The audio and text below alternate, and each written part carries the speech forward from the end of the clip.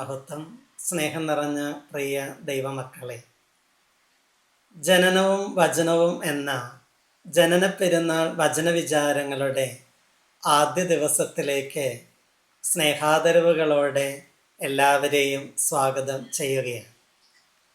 ചെറിയ നേട്ടങ്ങളുടെ വലിയ ശക്തി, the power of tiny things എന്ന മനോഹരമായൊരു തത്വം ജെയിംസ് ക്ലിയർ പങ്കുവെക്കുന്നത് ശ്രദ്ധേയമാണ്. അനുദിനമുള്ള ചെറുതും ക്രമാനുഗതവുമായ സ്വഭാവത്തിലും പെരുമാറ്റത്തിലുമുള്ള മെച്ചപ്പെടുത്തലുകൾ എങ്ങനെ വലിയ ദീർഘകാല ഫലങ്ങളിലേക്ക് നയിക്കുന്നുവെന്ന് അദ്ദേഹം വിശദീകരിക്കുകയാണ്. ഓരോ ദിവസവും 1% എന്ന തോതിൽ നമ്മുടെ ജീവിതത്തെ മെച്ചപ്പെടുത്തുന്നത് ഒരു വർഷത്തിനുള്ളിൽ സ്വഭാവത്തിൽ ഏകദേശം 38% വർധനവിന് കാരണമാകും പോലും.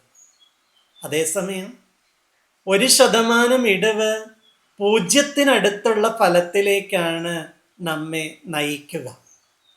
ഇന്നലത്തേക്കാൾ മെച്ചപ്പെട്ട ഇന്ന്, ഇന്നത്തേക്കാൾ മെച്ചപ്പെട്ട നാളെ, നാളെയേക്കാൾ മെച്ചപ്പെട്ട മറ്റന്നാൾ. അതായിരിക്കട്ടെ നമ്മുടെ ജീവിതത്തിൻ്റെ മനോഹരമായ മനോഭാവം.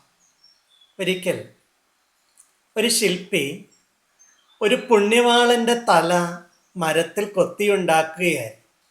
അപ്പോൾ അതുവഴി വന്ന ഒരാൾ ചോദിച്ചു, സ്നേഹിത, ഇവിടെ ഈ പുണ്യവാളൻ്റെ മറ്റൊരു രൂപം കൊത്തിയുണ്ടാക്കിയത് ഇരിപ്പുണ്ടല്ലോ, പിന്നീട് എന്തിനാണ് വീണ്ടും ഒന്നുകൂടെ നീ നിർമ്മിക്കാൻ പോകുന്നത്?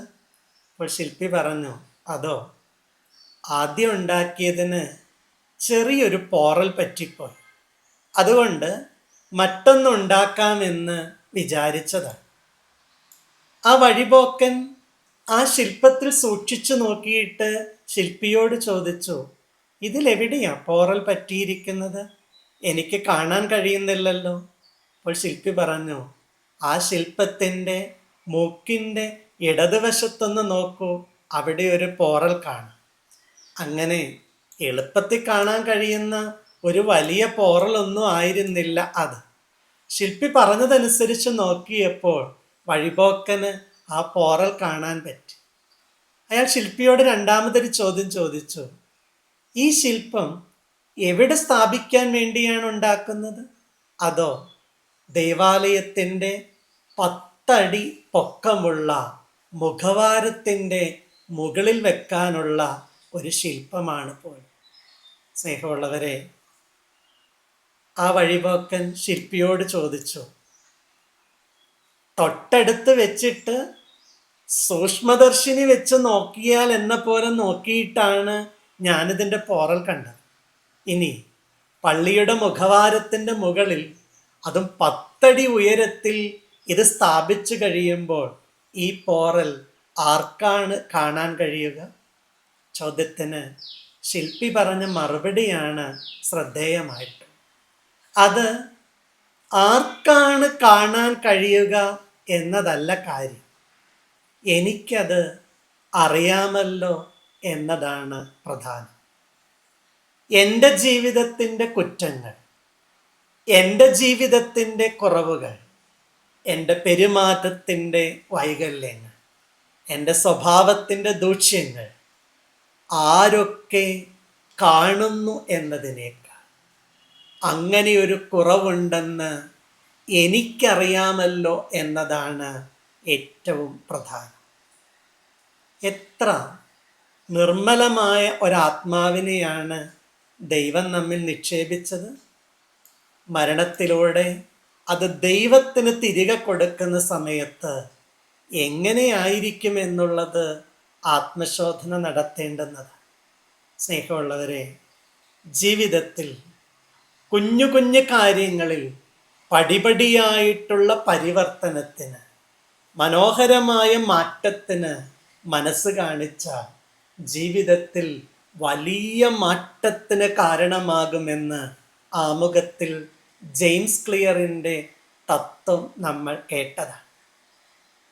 ജീവിതത്തിൻ്റെ കുഞ്ഞു കുഞ്ഞു പൊരുത്തക്കേടുകൾക്കും പോറലുകൾക്കും കുറ്റങ്ങൾക്കും കുറവുകൾക്കും നമ്മൾ പരിഗണന കൊടുക്കാതെ പോയ സ്വഭാവത്തിൻ്റെ ശുദ്ധി അറിയാതെ സീറോയിലെത്തുമെന്നും നമ്മൾ കേട്ടു. ശില്പിയുടെ വാക്ക് നമ്മുടെ മനസ്സിനെ ആഴത്തിൽ സ്വാധീനിക്കണം. ആരൊക്കെ അത് കാണുന്നു എന്നതല്ല, എനിക്കത് അറിയാമെന്നുള്ളത്, എൻ്റെ ദൈവത്തിന് അതറിയാമെന്നുള്ളത്, അതാണ് നമ്മുടെ ജീവിതത്തെ പുനഃപരിശോധനയ്ക്ക് വിധേയമാക്കി തീർക്കേണ്ടത്. സന്മനസ്സുള്ളവർക്ക് സമാധാനം, അതാണ് ക്രിസ്തുമസിൻ്റെ സന്ദേശം.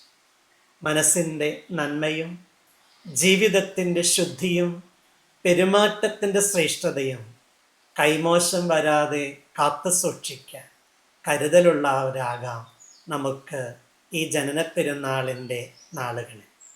അനുദിനം അടിച്ചുവാരി വൃത്തിയാക്കണം, അലക്കിത്തേച്ച് മനോഹരമാക്കണം, കഴുകിക്കുളിച്ച് ശുദ്ധിയാക്കണം.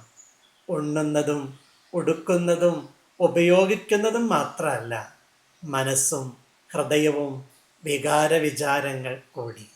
മനസ്സിൻ്റെ നന്മയാണ് മനസ്സമാധാനത്തിൻ്റെ മാനദണ്ഡം. ക്രിസ്തുമസിൻ്റെ സന്ദേശം സന്മനസ്സുള്ളവർക്ക് സമാധാനം അനുഭവിക്കാം. നല്ല മനസ്സോടെ ദൈവത്തിൻ്റെ സ്വർഗീയമായ സമാധാനം ഈ ക്രിസ്മസ് നാളുകളിൽ ദൈവം എല്ലാവരെയും അനുഗ്രഹിക്കും.